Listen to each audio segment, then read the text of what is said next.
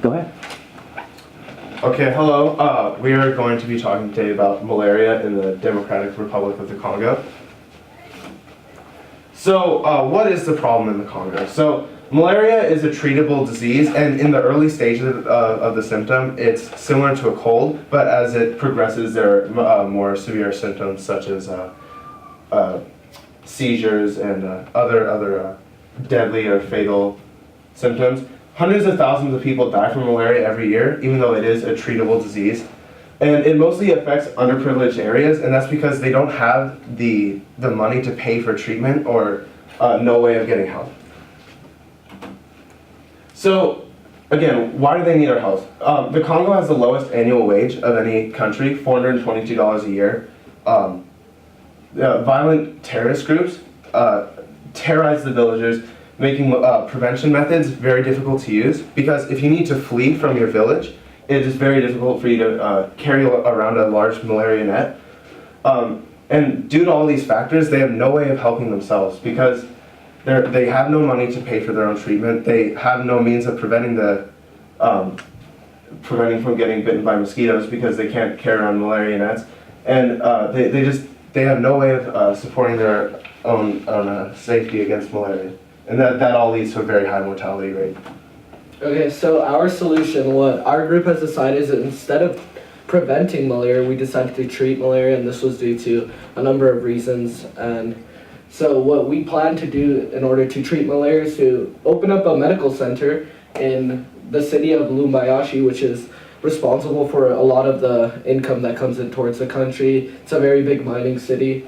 And what we plan to do with this treatment center is distribute ACT treatments and anti-malaria pills, and you can see sort of the cost for our 5-year plan. And hopefully we will reduce malaria mortality rate by 15% within the city.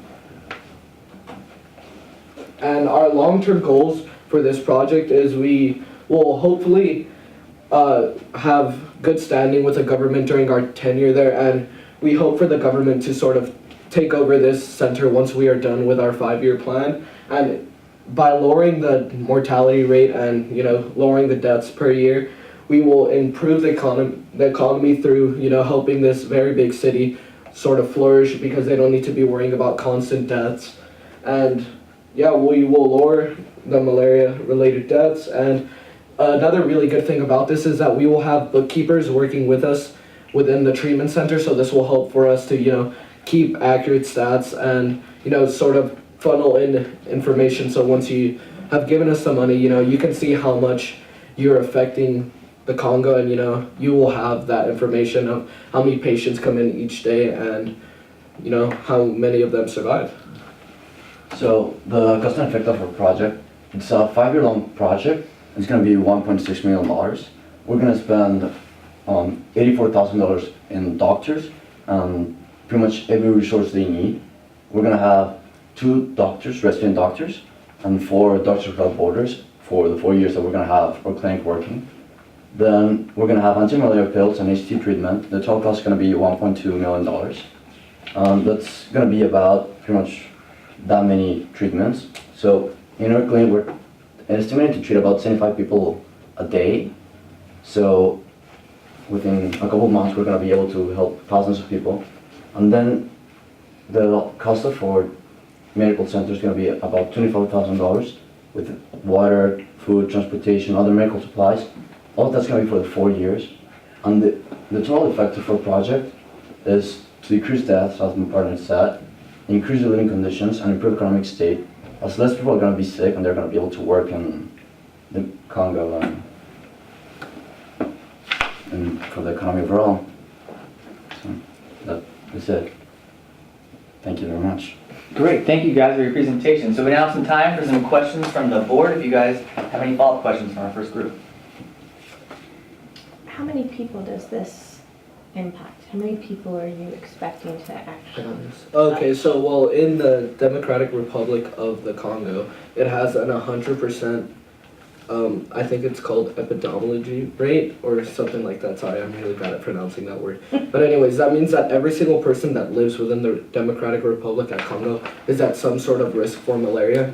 There is like no safe spots. Every single place is being affected by it, and it's just, that's a really huge problem because if you live there, it's just every single place can be affected. And sure, there may be some places that are more affected than others, but this one, we chose this place because it can have some very big impacts if we are able to like get our job done. Also, the entire country has around 75 million people, and this is the second largest city in the entire country, and it's pretty small, like geographically. So it's pretty condensed. It's around like 700,000 people in that city. And you think you'll hit 700,000 people? Well, I don't know if we'll hit quite 700,000, but I think we can affect a majority of the population for sure.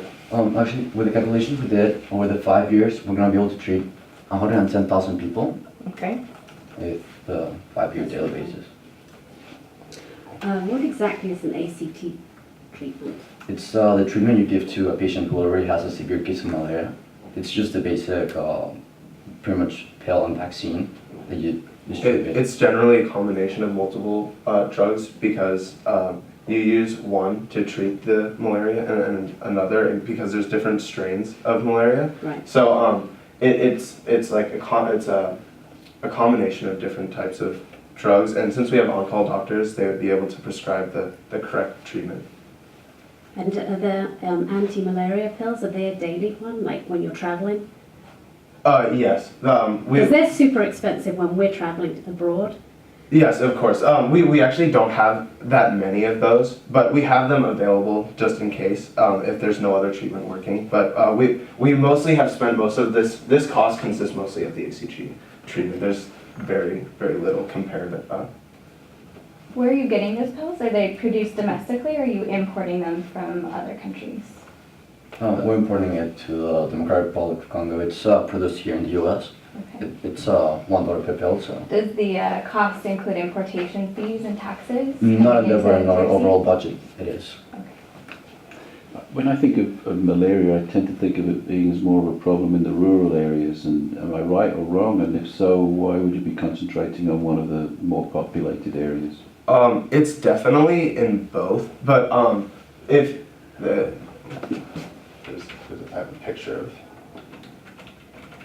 So even though the city is a lot more urban, like a picture like this, since it's very condensed, the population in the city, it's able to be like I mean, it's not the same as like obviously like a cold where like having a condensed population makes it spread worse. But since everyone is very close together, a mosquito doesn't have to travel very far to infect somebody else.